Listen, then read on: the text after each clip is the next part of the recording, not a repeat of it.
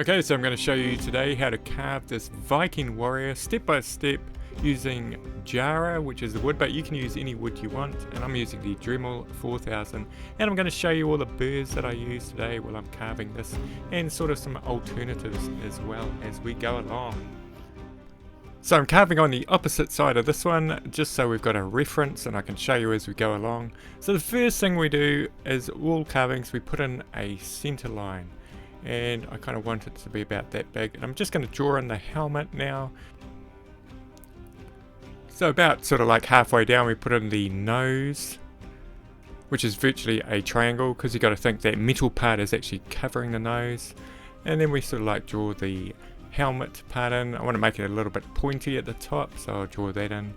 And it's sort of like actually almost like a heart when you're drawing. You can see the heart there. The bottom part is the chin, so the mouth goes around about there, and you can imagine like the mustache is going to go in there as well. And what I do is I will take the wood back so the helmet kind of sticks out, and as we carve along you can see there I've changed to a inverted cone burr. You can use either one. Okay, so I'm using a cutting burr there, but you could use a diamond ball burr as well if you have like a softer wood. So I've just carved half of the helmet, and I'm going to show you a little trick there to get a real symmetrical helmet. So this is what I can do is I'm just using baking paper, and it's like tracing paper, and I'll go over it with a pencil like that so I get an outline of the helmet. What I can do then is, well, I just need to make it a little bit more obvious on the other side, so I'm just going over it with a pencil. So that's the kind of line I want. And then I put a bit of carbon paper under that and go up to that center point again, and then we have a perfect match to the other half. So that's a good way of getting a symmetrical drawing.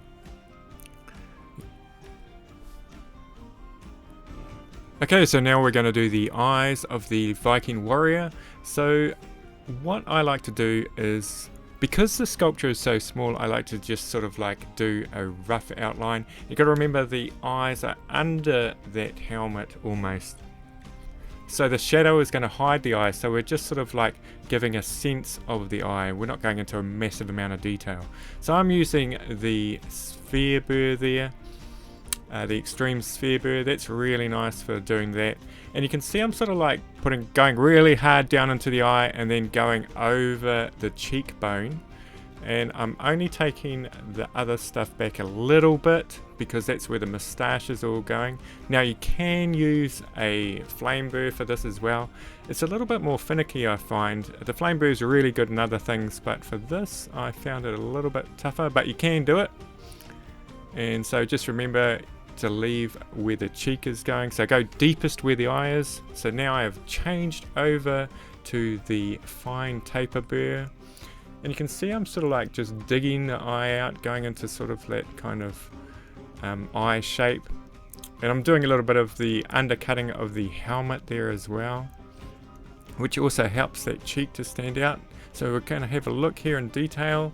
So I'm using the tip of the taper burr just to get into that eye and give it that sort of like oval kind of shape. What I do then is I will go just below the eye, and I will give it that kind of sense of the eyelid going into the eye.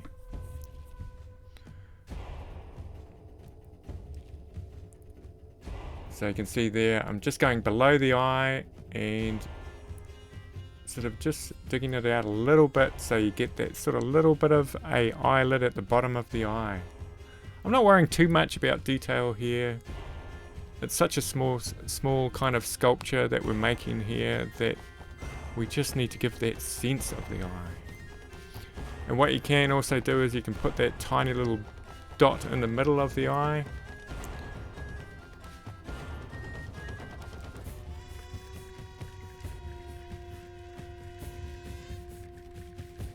Just doing a few little touch-ups there.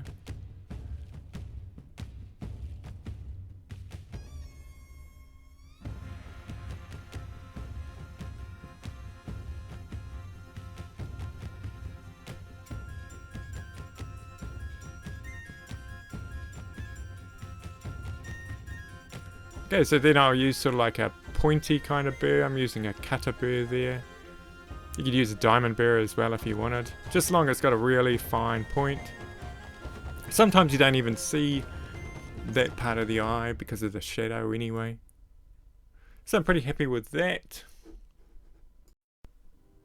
Okay, so let's have a look at how that cheek goes. You can see it sort of goes under the helmet and then halfway into that undercut of the nose. So I'll just draw it in there for you. And so just sort of like when you're doing that, just sort of concentrate on making that top bit sort of stick out and just sort of like grind the outside kind of back. Make sure you don't go too far where the mustache is going to go. I'm going to show you how to do the mouth now. So that's the mouth on the reference sculpture. And so I just tend to put in a little sort of line there. Try not to make it a dot because it's not sort of like puckering up. It kind of looks weird if you do that. So I just go in, and when you do it, it might look different at the end, but like I'll start to do it and then sort of like might take it back into the carving quite a bit. So you can see there I'm just putting where the mustache is going to go, sort of, and it's sort of like a diamond area underneath the mouth. And so I'll like cut that back a little bit.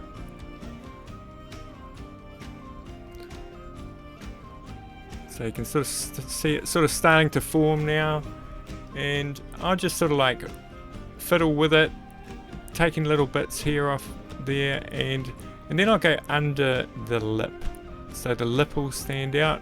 We don't worry about the top lip because the top lip's been covered by the mustache.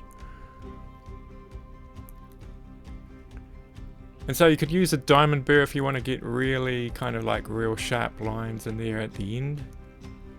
So I'm just going to put in a shield there. That's got a nice little touch. I decided to do that. Just scribe it in, and I actually used a cutter burr in the end to scribe out the shield.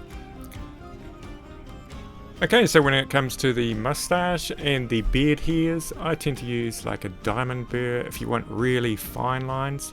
But you can also use a cutter burr too, that's really nice. So I'm just using the diamond burr there. You can sort of see, especially sort of like on those harder woods, it's quite hard to get the sort of like diamond burr to really get in there.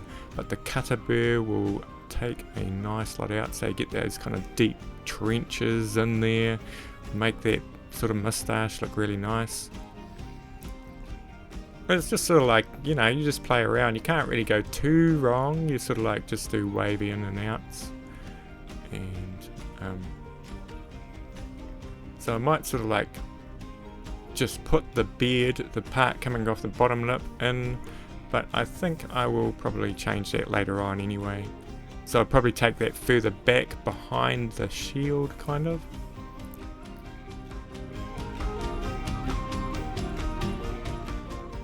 So to make your mustache really pop out from the carving, what you want to do is you want to do undercuts. And I use the mushroom burr there, and you can see I'm getting under that mustache, just so it sort of like really defines it.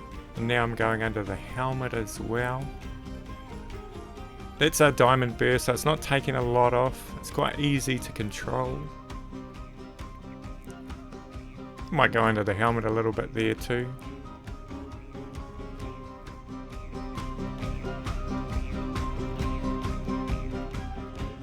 So if you don't have one of those mushroom burrs, use one of these. Now, sort of drag it through like that when you're going in the undercuts. And so you can see I'm dragging it through, because if you point it directly into it, it tends to just dig into the wood.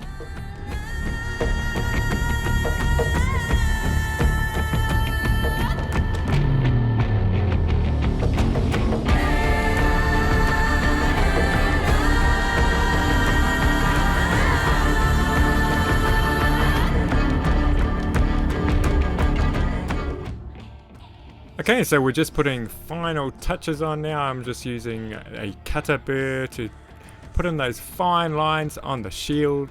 And I was also go over the whole thing with cutter burrs and diamond burrs just to smooth things out. I'm not going to show you how to do that on this video. And all I'm thinking about now is how I'm going to make things stand out. And so for me, I'm going to put in this pattern on the background, and in the link up in the top right hand corner, I'm going to show you how to do that pattern if you want to click on that.